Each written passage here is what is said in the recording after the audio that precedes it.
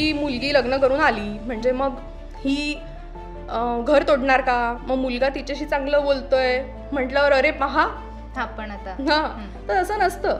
माझ्यासाठी जर तू चकली किंवा लिपस्टिक आणलं ना लगेच तर मग मी करून दाखवील म्हणजे. आणि तुला जर मला असं डायरेक्ट जर बघायचं असेल म्हणजे रिंकी, तर तू माझं छोटी पोरगी शो आहे तर तू मला बोलव येईल. हे असंच असतं. आपण काय करू शकतो, आपल्या पदरी आलंय, आपल्या नशिबातच आहे. किंवा माझ्या बऱ्याच मैत्रिणी आहेत ज्यांना अशा प्रकारची ट्रीटमेंट मिळते त्यांच्या घरी, पण त्या असं एक्सेप्ट करतात. विनाकारण खराब ट्रीटमेंट मी कुणाकडूनही घेणार नाही, कारण चांगली ट्रीटमेंट हा माझा मूलभूत हक्क आहे, तर ती मिळवा. मुलगा मुलगी न म्हणता वी आर पार्टनर्स यार. नवरा बायको आहे, मग बायकोनी नवऱ्याला केलं पाहिजे, नवऱ्यानी बायकोला, असं न करता पार्टनर्सनी एकमेकांना सपोर्ट केलंच पाहिजे. पण एक व्यक्ती म्हणून आपल्याला एक्सेप्ट केलं जात नाहीये. आपलं काय कमी पडतंय, काय चुकतंय, आपण अजून काय करावं, काय होतंय, काय हा तर काय हा बायकोचा ऐकतो. पण याच्या पलीकडे जाऊनही खरं आणि खोटं हे असतं. व्यक्ती आणि सत्य हे बघता आलं पाहिजे. खऱ्या खोट्यातला फरक ओळखता आला पाहिजे. तो माझ्या नवऱ्याने कायम केला आणि तो माझ्यासोबत उभा राहिला. ट्रोलिंग करताना जी व्यक्ती आपल्याला काहीतरी लिहिते, ती व्यक्ती ते तसं लिहिते कारण ती तशी असते, तुम्ही नसता. जेव्हा कोड सुटतं ना, तेव्हा त्याचा त्रास कमी होतो. एक्सेप्टन्स. सो मला माझ्या कामानी, मला माझ्या पर्सनल लाईफ मध्ये सुद्धा हे शिकवलंय.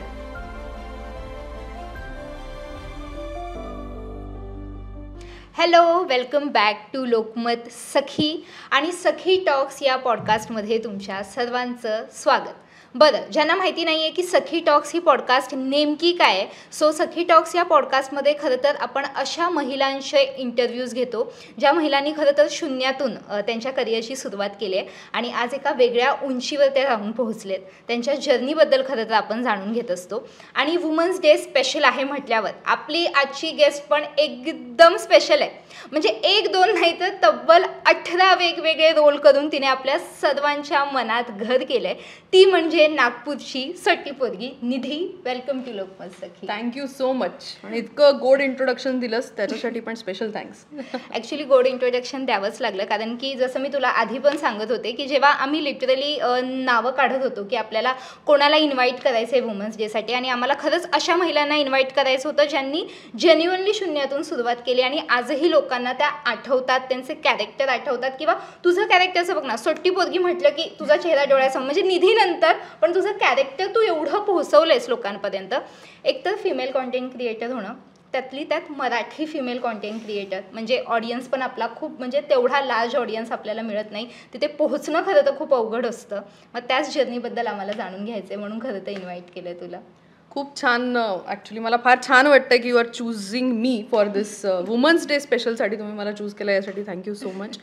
आणि so should I come back to your question then? Yes. So पहिला प्रश्न हाच आहे की तुझा पहिला व्हिडिओ जो व्हायरल गेला, जो तू पहिल्यांदा पोस्ट केला आणि तुला कदाचित आयडिया पण नसेल की बाबा ते इथपर्यंतच जाईल, त्या पहिल्या व्हिडिओ ते आत्तापर्यंतची तुझी जर्नी थोडक्यात. ही जर्नी मी सांगेन की खूप छान होती. म्हणजे आय एम ओनली ग्रेटफुल. म्हणजे मला फार कृतज्ञता वाटते की मी हे करू शकले.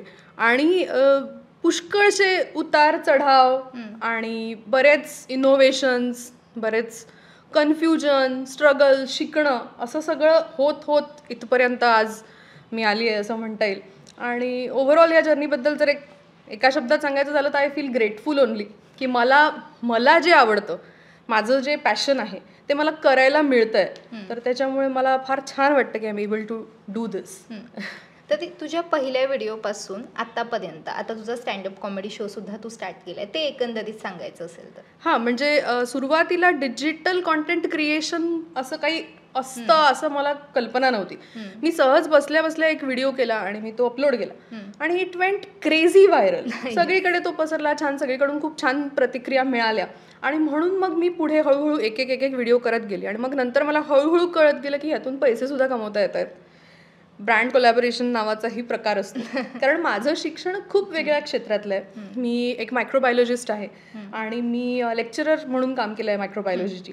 त्यामुळे हे कसं की नाटकातून काम करणं हे आधीपासूनच होतं, म्हणजे अगदी पहिल्या वर्गात असल्यापासून मी नाटकातून कामं करते. तर हे एक साईडला आपलं सुरू राहील आणि आपण बाकी हेच करू असं कुठेतरी मोठं होताना हेच डोक्यात होतं. पण हे फुल टाइम घेता येईल असं हळूहळू कळत गेलं आणि मग कळलं की आपलं कॉलिंग हेच आहे, ह्यात खूप आनंद मिळतोय. तर मग ते क्षेत्र बाजूला सारून ह्याला फुल टाइम घेतलं आणि आता अजूनही करते. बरं, माझा पुढचा प्रश्न हा आहे की सोट्टी पोरगी आपण मगासपासून म्हणतोय आणि हे कॅरेक्टर जेन्युइनली मी जसं म्हटलं की लोकांच्या मनात घर करतंय. मला एकंदरीत त्याच्याबद्दल जाणून घ्यायचं की तू हे घडवलंस कसं हे कॅरेक्टर, कारण मला वाटतं 8 वर्ष आपण जसं मगाशी डिस्कस केलं 8 वर्ष झालेत या कॅरेक्टरला आणि अजूनही लोकांना ते आठवतंय, तेवढंच प्रेम मिळतंय त्याला. कसं घडवलंस तू? मी असं काही त्याच्यामागे फार थॉट प्रोसेस नव्हती. खरं म्हणजे मी आधी लहान असताना मिमिक्री करायची. सोटी पोरगी, सोटी म्हणजे छोटी, कारण हा प्रश्न मला खूप जण विचारतात म्हणून मी प्रत्येक ठिकाणी ते क्लिअर करते की सोटी म्हणजे छोटी, आपण प्रेमाने कसं म्हणतो तसं ते एक पेटनेम सारखं.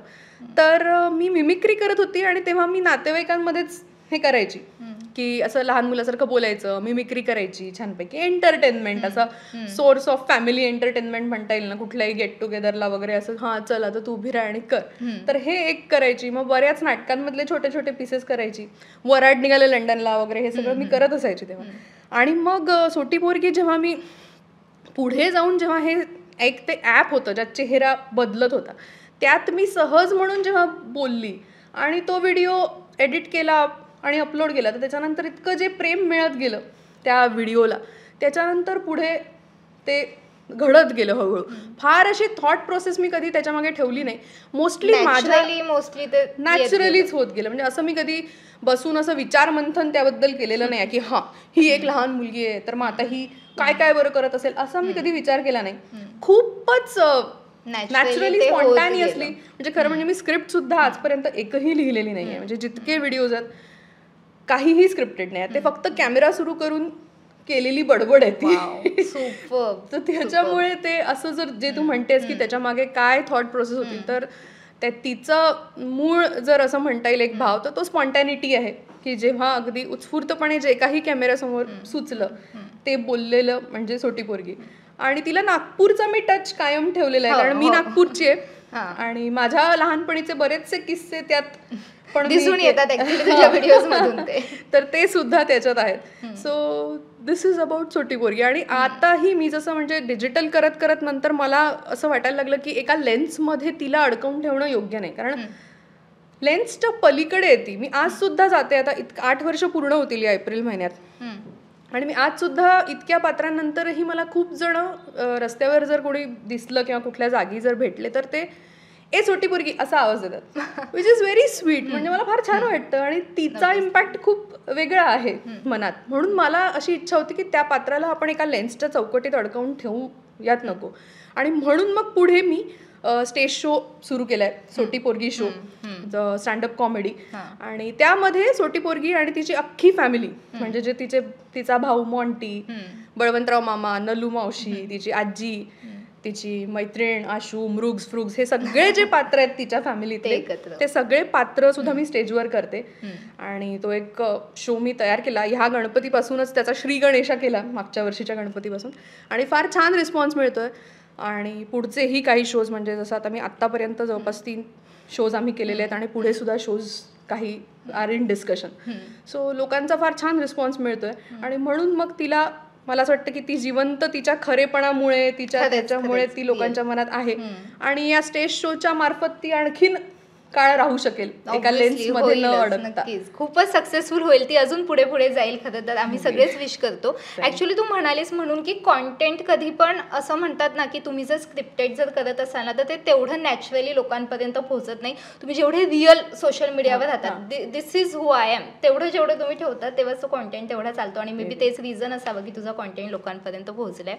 बरं, एक थोडासा वेगळा प्रश्न मला विचारायचा होता की आजकाल ना कोणतीही जॉब केली तरी लोकांची एक कंप्लेंट सतत असते की अरे माझा पगार कमी आहे, अरे पैसेच नाही आहेत, अरे हे आहे ते आहे, असं आपण कंप्लेंट सतत करत असतो. मग content creator as a career जेव्हा विचार करतो तेव्हा बरेच विचार मनात येत असतील की नाहीच चालले व्हिडिओज, तर मग तेवढी इन्कम येईल का, मग मी काय करावं, असे सगळे थॉट प्रोसेस तेव्हा तुझ्या डोक्यात आले होते का जेव्हा यू स्टार्टेड दिस?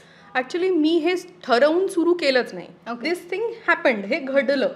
कारण की तो व्हिडिओ मी ह्या दृष्टीने तयार केलाच नव्हता की चला आता आपण एक व्हिडिओ क्रिएटर म्हणून काम करूयात, किंवा आता चला आपण वेगवेगळे पात्र, कॅरेक्टर कॉमेडी, स्टँडअप कॉमेडी, असं काही ध्यानीमनीच नव्हतं माझ्या. इनफॅक्ट मी तेव्हा दुसरा कुठेतरी जॉब शोधत होती की मी साईड बाय साईड जॉब करेन आणि मग मी ऑडिशन्स देईन, असा वगैरे माझा विचार होता.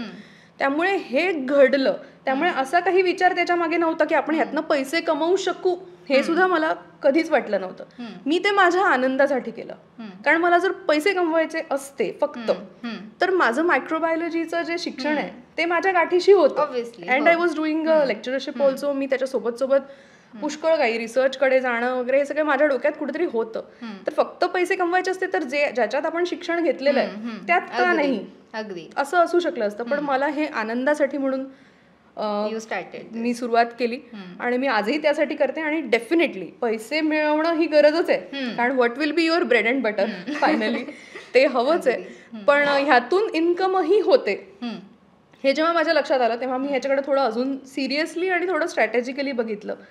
तर मग हळू, आणि ह्याच्यातही अशी एक स्टेडी इन्कम नाही आहे, पण जसं प्रत्येक गोष्टीच्या दोन बाजू असतात, चांगली आणि वाईट, तर तुम्हाला तुमच्या आवडीचं करायला मिळतंय. You are your own boss.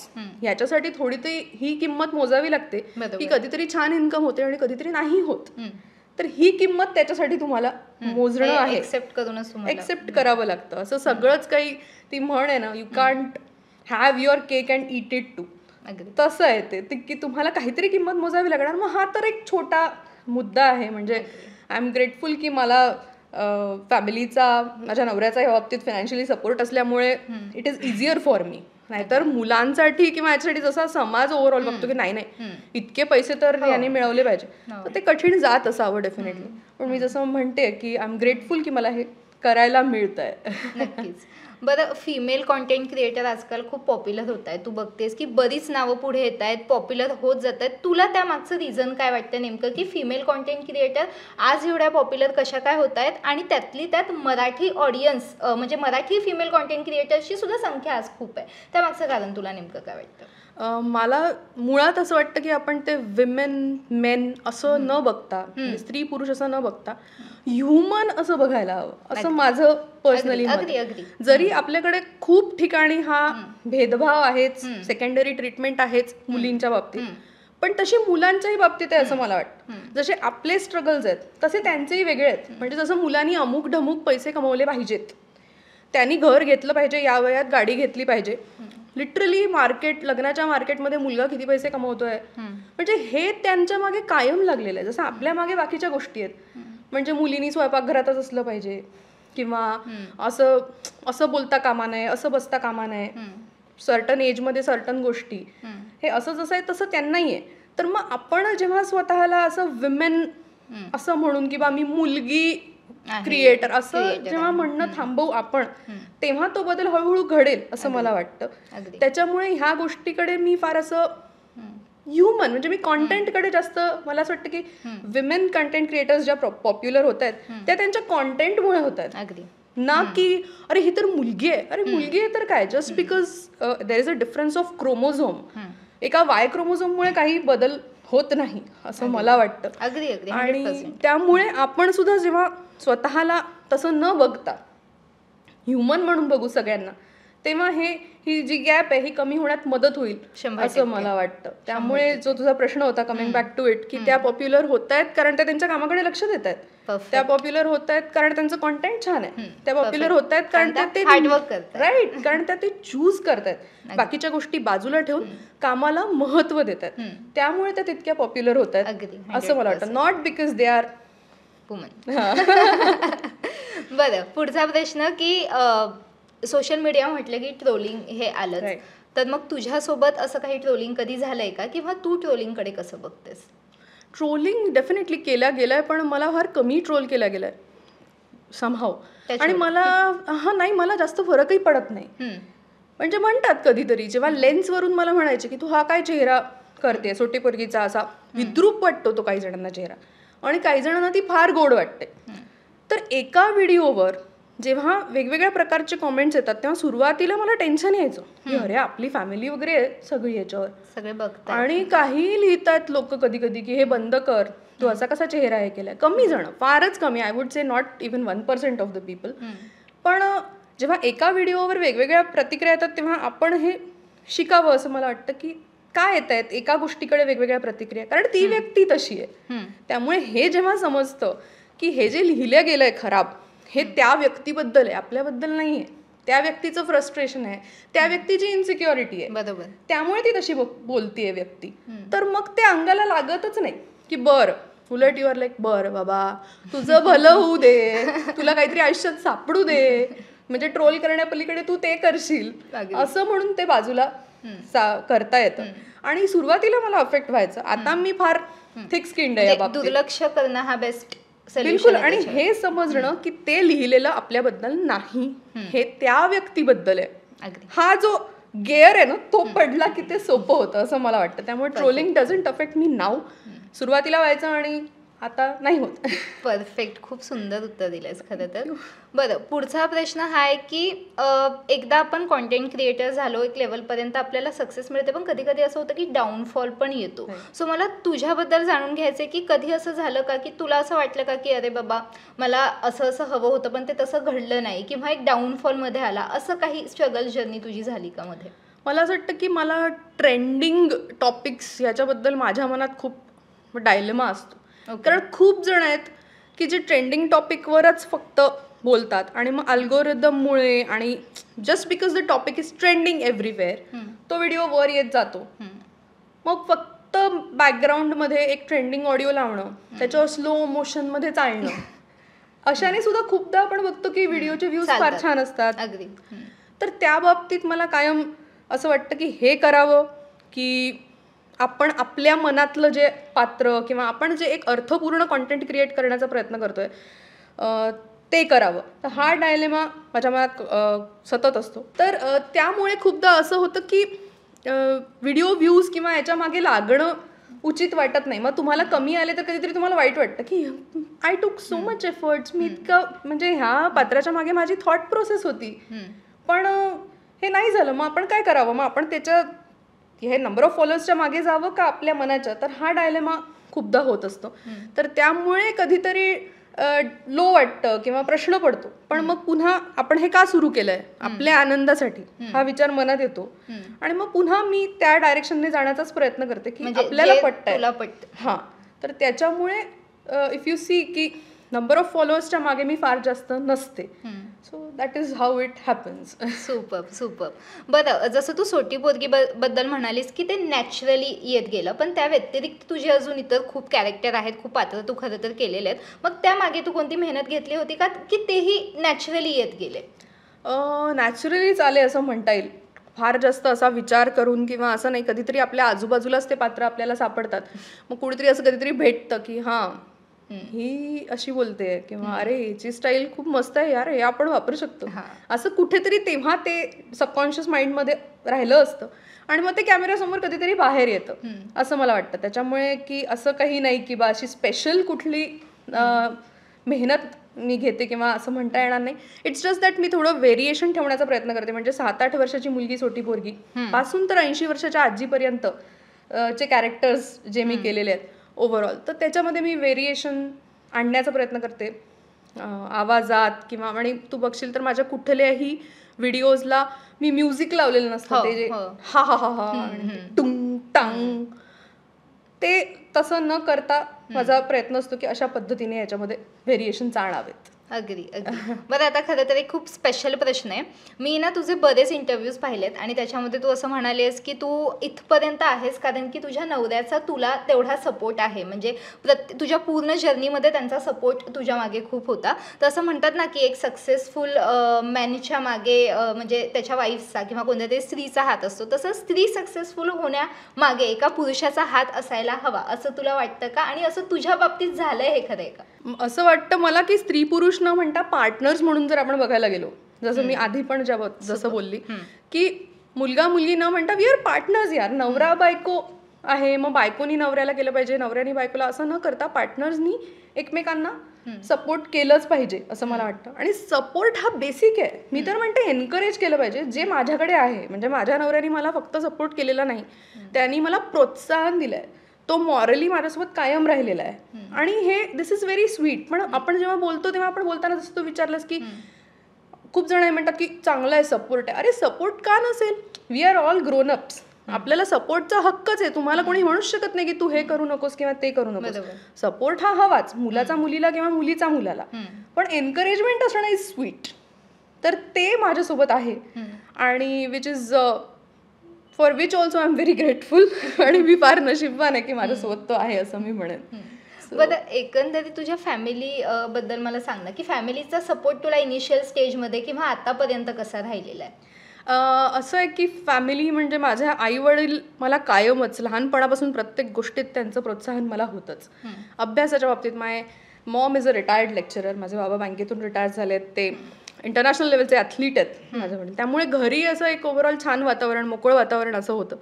आणि त्यामुळे त्यांचा मला कायम पाठिंबा आहे. कौतुक करतात छान अगदी प्रत्येक छोट्या छोट्या गोष्टीत. मला कधी अजूनही काहीही अडलं किंवा वाईट वाटलं कशाचं तर मी आईजवळ जाऊन रडते, चिडते, असं तसं असं तसं. आणि दे ऑलवेज अंडरस्टँड मी. आणि सेम विथ अनिकेत. आणि अनिकेतच्या बाबतीत तर मी असंही म्हणेन की त्याच्या आईवडिलांचा तितका सपोर्ट नसताना सुद्धा म्हणजे त्यांच्याकडचं आणि माझ्याकडचं वातावरण फार वेगळं आहे. त्यामुळे असं असताना सुद्धा he had been with me. So हा त्याचा सपोर्ट ह्या परिस्थितीतही मला असणं हा खूप मोठा भाग आहे असं मी सांगेन. बरं, म्हणजे त्याच्या घरच्यांकडून तो सपोर्ट नाहीये असं आहे, त्याचा काही कामावर इम्पॅक्ट झालाय असं आहे की एकंदरीत कसं आहे? त्याचा इम्पॅक्ट माझ्या कामावर नक्कीच झाला नाही, पण माझ्यावर एक व्यक्ती म्हणून नक्कीच खूप झाला. कारण की आपण जेव्हा लग्न करून म्हणजे आता 12 वर्ष होतात झाली माझ्या लग्नाला. सो जेव्हा आपण लग्न करून जातो दुसऱ्या घरात तेव्हा तुम्हाला ते एक आपलं घर सोडणं वगैरे आधीच मुली सेन्सिटिव्ह असतात आणि तुम्ही खूप एक्सपेक्ट करता की तिथेही तशा प्रकारचं वातावरण असावं, ते घरी आपलंच घर असावं. हां, आपलंच घर असावं. आणि का असू नये? तुम्ही ऑलरेडी तुमचं घर सोडून येत आहे. तर तशा प्रकारचं वातावरण काही तिथे नव्हतं, ज्याने खूप इमोशनल ट्रॉमा होता तो मला, माझ्या नवऱ्याला. आणि कामावर नाही पण एक व्यक्ती म्हणून आपल्याला ॲक्सेप्ट केलं जात नाहीये. आपलं काय कमी पडतंय, काय चुकतंय, आपण अजून काय करावं, काय होतंय, काय हे नेमकं कळतच नाही. आणि तुम्ही इतक्या इमोशनल ट्रॉमामध्येच असतं की व्हॉट, काय करावं ह्याच्यासाठी, माझं नेमकं काय चुकतंय का. बरं, मग हे विचारल्यानंतरही मला कधीही तिथनं काहीच ठोस उत्तरं मिळत नव्हती की काय होतंय नेमकं. एक व्यक्ती म्हणून ज्या आदरांनी वागवल्या गेल्या पाहिजे, जन्माला आल्यानंतरच एका व्यक्तीचा तो राईट असतो, मूलभूत हक्कांमध्ये येतं की तुम्हाला हक्क म्हणजे आदराने वागवलं जावं. विनाकारणची नेगेटिव्हिटी मी कधी आयुष्यात बघितलीच नव्हती, कारण मी खूप छान फॅमिलीतून आली आहे, सगळे गोड माणसं आहेत माझ्या आजूबाजूला. त्यामुळे मला हा प्रश्न फार पडायचा. मग हळूहळू जसं मी तुला ते म्हटलं की ट्रोलिंग, तर ट्रोलिंग करताना जी व्यक्ती आपल्याला काहीतरी लिहिते ती व्यक्ती ते तसं लिहिते कारण ती तशी असते, तुम्ही नसता. जेव्हा कोड सुटतं ना तेव्हा त्याचा त्रास कमी होतो. सो मला माझ्या कामानी मला माझ्या पर्सनल लाईफमध्ये सुद्धा हे शिकवलंय की नको वाईट वाटून घेऊस, प्रत्येक गोष्टीचं आपलं चुकणं असं नसतं. कधीतरी समोरची व्यक्ती सुद्धा पूर्णपणे तशी असू शकते आणि त्यामुळेही ती तशी वागू शकते. आणि ह्या सगळ्या गोष्टीमध्ये माझ्यापेक्षा जास्त खरं तर अनिकेतला सुद्धा या गोष्टीचा त्रास झाला, कारण या गोष्टीचा अनिकेतला सुद्धा त्रास झाला कारण आपल्याकडे अशी एक समज आहे की मुलगी लग्न करून आली म्हणजे मग ही घर तोडणार का, मग मुलगा तिच्याशी चांगलं बोलतोय म्हटल्यावर अरे पहा आपण आता, हां, तर असं नसतं. किंवा जस्ट बिकॉज आई वडील त्यांचं वय जास्त आहे म्हणूनच ते बरोबर असतात असंही नसतं. पण आपल्याकडे त्याला फार तसा अँगल दिला जातो, अरे पहा की अरे आई वडील आहेत मग का चुकीचे आहेत, असं नाहीये. व्यक्ती असतात ते सुद्धा, आई वडील त्याच्या पलीकडे जाऊन सुद्धा एक व्यक्ती असतात आणि त्यांच्या जर्नीमध्ये त्यांचे ट्रॉमाज असतात यार. ते कशाच्या थ्रू गेलेत, ते कशाच्या थ्रू आलेत बाहेर, ते त्यातनं हील झालेत का, किंवा ते कुठल्या मनस्थितीत आहेत, ते काय विचार करतात, त्यांना तेवढं मोकळं होता येत आहे का, या सगळे भाग सुद्धा त्यात असतात. त्यामुळे हे सगळं असताना सुद्धा ही स्टूड बाय मी, तो माझ्यासोबत कायम होता. आणि त्याच्यामुळे त्यालाही खूप ऐकावं लागलं ना की हा तर काय हा बायकोचा ऐकतो, पण याच्या पलीकडे जाऊनही खरं आणि खोटं हे असतं. त्यामुळे असं काही स्टँडर्ड नसतं की हा चुकीचा तो वाईट, मुलगीच बाहेरून आली तिलाच घर तोडायचं आहे. No, it is not like that. व्यक्ती आणि सत्य हे बघता आलं पाहिजे, खऱ्या खोट्यातला फरक ओळखता आला पाहिजे. तो माझ्या नवऱ्याने कायम केला आणि तो माझ्यासोबत उभा राहिला. तर त्याच्यामुळे it is a big thing, easy for you. Yes, म्हणजे त्यातून बाहेर पडायला मला मदत झाली आणि आम्ही दोघं अशा याच्यातून बाहेर आलो आहोत. आणि मी हे पहिल्यांदा इथे बोलते कारण मला असं वाटतं की प्रत्येकच व्यक्तीचे आपले स्ट्रगल्स असतात, त्याला मटेरियलाइज करून त्याच्यावरून काही ओढणं हे मला पटत नाही. पण हा प्रश्न आला आणि मला असं वाटलं की हे सांगितल्याने कदाचित कुणी ह्यातून जात असेल. मला असं वाटलं की हे सांगितल्याने जर कुणी ह्यातून कदाचित जात असेल तर त्यालाही किंवा तिलाही ह्यातून बाहेर यायला मदत होईल.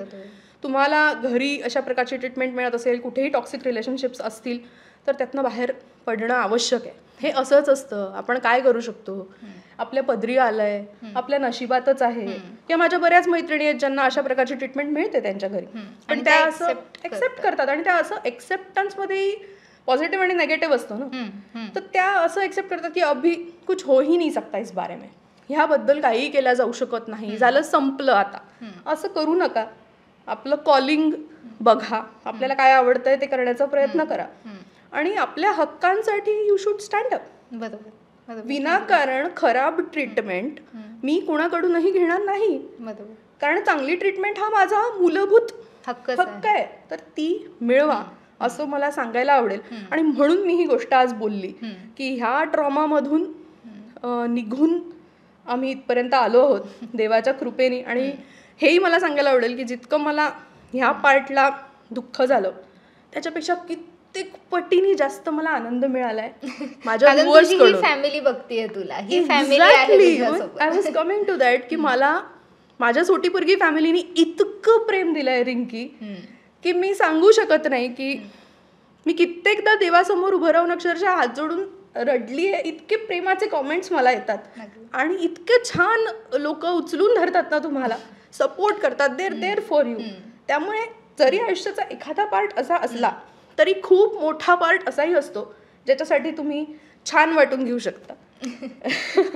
बरं निधी, जस्ट बिकॉज आपण वुमन्स डे स्पेशल बोलतोय म्हणून आणि तू एवढं छान सुंदर शब्दात एक्सप्लेन केलंय म्हणून तुला असं वाटतं का की महिलांना कुठेतरी सेल्फ वर्थ माहिती असणं खूप गरजेचं असतं, तिथे कुठेतरी मागे पडतात बऱ्याचदा महिला? बिलकुल, मला असं वाटतं की आपण सेल्फ वर्थ ओळखणं आवश्यक आहे. जसं मी आधी पण याबद्दल आत्ता बोलली की आपल्याला खूपदा असं वाटत असतं जेव्हा आपण कोणी फेमस किंवा ज्यांनी आयुष्यात खूप छान काहीतरी केलेलं आहे त्यांच्याकडे बघताना असं वाटतं हे यांनी छान केलंय, हे आपल्यातलं तर कोणी जाऊच नाही शकत, आपण त्या लेवलपर्यंत कुठे, आपण आपलं केलं तेच पुष्कळ आहे, असं खूपदा मी ऐकलंय. तसं न करता आपण सुद्धा त्या लेवलपर्यंत जाऊ शकतो, आपण आपल्या स्वप्नांना चेज करू शकतो, तो आपला हक्क आहे आणि nobody can deny you of that. तर तुम्ही ते ओळखलं पाहिजे सेल्फ वर्थ आणि विश्वास ठेवला पाहिजे की हे होईल. प्रामाणिकपणे जर प्रयत्न केले तर होईलच, का होणार नाही. तर हे नक्कीच प्रत्येकीने लक्षात ठेवलं पाहिजे आणि फाईट केलं पाहिजे.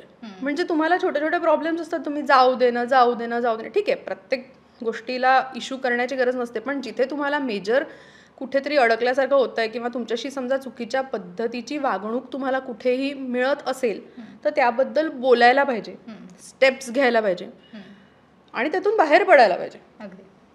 गट्स ठेवले पाहिजेत, कारण की आपण थोडी कमी आहोत कुणापेक्षा, त्यामुळे का नाही करायचं. त्यामुळे सेल्फ वर्थ ओळखायचं, पुढे जायचं, आपल्या स्वप्नांच्या मागे जायचं, त्यांना घेऊन यायचं. अगदी. बरं, आता जसं तू म्हणालीस की तुला या फॅमिलीकडून म्हणजे जे तुला पाहतात त्या फॅमिलीकडून खूप प्रेम मिळालंय, म्हणूनच पुढचा प्रश्न आहे की असे काही कॉम्प्लिमेंट्स तुला आजही आठवतात का जे आधी तुला मिळाले असेल आणि त्यावेळेस वाटले असेल की या दिस इज खूप स्पेशल आहे म्हणजे हे? हो, म्हणजे मी याबद्दल आधी बोलली आहे. एक मुलगा होता, तो मला एका कॅफेमध्ये भेटला आणि ही वॉज यंग, 20-25 वर्षाचा, आणि तो मला म्हणाला की मॅम मला ना सोटीपोरगीसारखी मुलगी हवी असं वाटतं. So sweet. तर त्यामुळे ही गोष्ट मला फार लक्षात आहे की त्याला असं वाटलं आपल्याला मुलगी असावी तिच्यासारखी. आणि मला माझी एक फॉलोअर व्ह्युअर फॅमिलीमधून एक होती जी म्हणाली की तिची आई सोटीपोरगीचे व्हिडिओज बघते आणि ती फक्त तेव्हाच हसते. तिने म्हणजे तिच्या वडिलांची डेथ झाली होती त्या मुलीच्या. सो नवऱ्याला गमावल्यानंतर त्या ज्या काकू होत्या त्या कधीच हसायच्या नाही, बोलायच्या नाही. आणि मग तिने मला रीच आउट केलं की तू प्लीज माझ्या आईचा वाढदिवस आहे, मला एक व्हिडिओ करून देशील का, कारण फक्त तुझे व्हिडिओ बघतानाच त्या हसतात. तर मी त्यांना तो व्हिडिओ करून पाठवला होता आणि तिने मला त्यांचा व्हिडिओ पाठवला जेव्हा त्यांनी तो व्हिडिओ बघितला सोटी पोरगीचा. आणि मला अजूनही तो लक्षात आहे व्हिडिओ, की त्या ज्या पद्धतीने हसत होत्या हे इतकं मला छान वाटलं की आपण आपल्या आनंदासाठी काहीतरी करणं, ज्याच्यामुळे लोकांना इतका आनंद मिळणं, ही देवाची कृपा नाही का. म्हणजे काय बोलता येऊ शकतं याबद्दल, की आपण आपल्याला आवडतंय म्हणून करतोय आणि लोकांना ते इतकं आवडतंय की त्यामुळे त्यांना इतक्या लेवलपर्यंत आनंद मिळतोय. फार छान वाटलं, खूप अगदी भरून पावल्यासारखं वाटतं खूप. मी खरं सांगेन तर इतके असे कॉमेंट्स आहेत, माझा एकही दिवस असा जात नाही जेव्हा मी सोटी पोरगीच्या व्हिडिओजवरची किंवा कुठल्या अजून व्हिडिओवरची अशी गोड एखादी छान कॉमेंट वाचली नाही. म्हणजे लोक सोटू पिल्लू हक्काने तिला रागवणं, बोलणं, तिच्या विश्वात शिरून तिच्याशी बोलणं, हे इतकं. आणि म्हणून मला कदाचित जेव्हा लोक भेटतात ना, हे माझ्या सोट्या पोरीच्या फॅमिलीचे सगळे, ते इतके हक्काने माझ्याजवळ येतात, त्यांना तो दुरावा जाणवत नाही. आणि हे मला फार एक्झॅक्टली हे मला फार छान वाटतं की किती गोड. आणि खरं सांगायचं तर जेव्हा तुम्ही जवळच्याच लोकांचा खूपदा अशी वागणूक बघितली असते, तेव्हा हे दुपटीने जाणवतं प्रेम, की यू रिअलाइज की हे इतकं इझी नाही आहे की काय त्यात असं कधीही मला वाटत नाही, वाटू शकत नाही. मला फक्त आणि फक्त ह्या बाबतीत देवाची कृपा जाणवते की इतकं प्रेम आणि असं छान मला अशा पद्धतीच्या कॉमेंट्स वाचायला मिळतात. So sweet, so sweet. बरं, आता आपण एवढे डिस्कशन केलेस तर एखादी झलक तू आपल्या सोटी पोरगी फॅमिलीसाठी दाखवू शकलीस तर? मी तुला तशी दाखवली असती म्हणजे, पण इकडे काय आहे की इकडे खूप जण आहेत ते माझ्यासाठी जर तू चकली किंवा लिपस्टिक आणलं ना लगेच तर मग मी करून दाखवील म्हणजे. आणि तुला जर मला असं डायरेक्ट जर बघायचं असेल म्हणजे रिंकी, तर तू माझं सोटी पोरगी शो आहे, तर तू मला बोलव, येईल. नलू मावशी, बळवंतराव मामा, मॉन्टी फॉन्टी सगळ्यांना घेऊन येईल. So cute, so cute, so cute. Thank you. बरं, इंटरव्ह्यूचा शेवटपर्यंत आपण आलोयच, पण शेवटी आल्यावर आता वुमन्स डे आहे, तर तुझ्याकडून ज्या महिला तुला पाहतायत किंवा ज्या कॉन्टेंट क्रिएटर त्यांना व्हायचं आहे त्यांच्या इनिशियल स्टेजवर आहेत, त्यांना जर तुला काही मेसेज द्यायचा असेल तर काय असेल? Keep doing it. करत राहा. आवडीचं काम जर करत असाल तर त्यातनं मिळणारा आनंद हा सगळ्यात मोठा आहे. जर आपण त्याच्या मागे जर गेलो, त्या आनंदाच्या मागे, तर मला असं वाटतं की बाकीच्या गोष्टी आपणहून येतात. पैसा, फेम, प्रसिद्धी, जे काय आपण म्हणतो आवश्यक आहे, पण म्हणजे उदरनिर्वाहासाठी किंवा याच्यासाठी. पण जर तुमचं ते कॉलिंग असेल, तुम्हाला मनातून जर इच्छा असेल की मला ही गोष्ट आवडते, तर त्या आवाजाला हरवून जाऊ देऊ नका, असं मी खूप मनापासून सांगेन. जर तुम्हाला एखादी कुठलीही गोष्ट असू दे, मग ती मनातून जर तुमचं मन तुम्हाला सांगते की मला हे करायचंय पण मला आता तर शक्य नाही, आता नाही तर मग कधी. आपण पॅन्डेमिकमधून बाहेर आलोत सगळे, आपण आपल्या डोळ्यासमोर लोकांना निघून जाताना पाहिलं, त्यामुळे आपण आज इथे आहोत, उद्याची काय गॅरंटी आहे. मग उद्या कधी करणार गोष्टी, आज करूया. आणि मी स्वतःलाही ते खूपदा सांगते खूपशा गोष्टींमध्ये, कारण मी सुद्धा त्या जर्नीमध्येच आहे आत्ता. तर त्यामुळे मी स्वतःलाही हीच गोष्ट सांगत असते आणि मी सगळ्यांना सुद्धा हेच सांगेल की let's all do it now. खरंच. बरं, खूप सुंदर शब्दात तू सांगितलंस आणि खरं तर थँक्यू सो मच. आणि मला एक खरं तर असं म्हणायचं की एक कॉन्टेंट क्रिएटर असतो आणि एक असतो ओजी कॉन्टेंट क्रिएटर म्हणतो, ओरिजिनल कॉन्टेंट क्रिएटर. आणि खरं तर तू ते आहेस, कारण की तू कॉन्टेंट असा क्रिएट करतो तो जेन्युइनली रिअली तुझ्या आतून येतो, नॅचरली येतो. आणि खरं तेच रिझन होतं आमचं तुला इन्व्हाइट करण्याचं. थँक्यू सो मच की तू आम्हाला एवढा वेळ दिला. Thank you so much. मला ह्या प्रोग्रामचा तुम्ही भाग करून घेतलं. मला तू प्रश्न पण फार छान विचारलेस आणि पुष्कळ काही मी आज मनातलं इथे बोलली आहे रिंकीसोबत, आणि पहिल्यांदा बोलली आहे ॲक्च्युली. तर मला लोकमत सखीचे आणि तुझे खूप आभार मानायचे आहेत आणि तुमच्या सगळ्या टीमचे for choosing me to be a part of this. Thank you so much. Thank you. बरं, तुम्हाला हा व्हिडिओ कसा वाटला आणि सखी टॉक्स या पॉडकास्टमध्ये अजून कोणाला पाहायला तुम्हाला आवडेल आम्हाला खाली कमेंट्समध्ये नक्की कळवा. आणि महत्त्वाचं, लोकमत सखी पाहत राहा.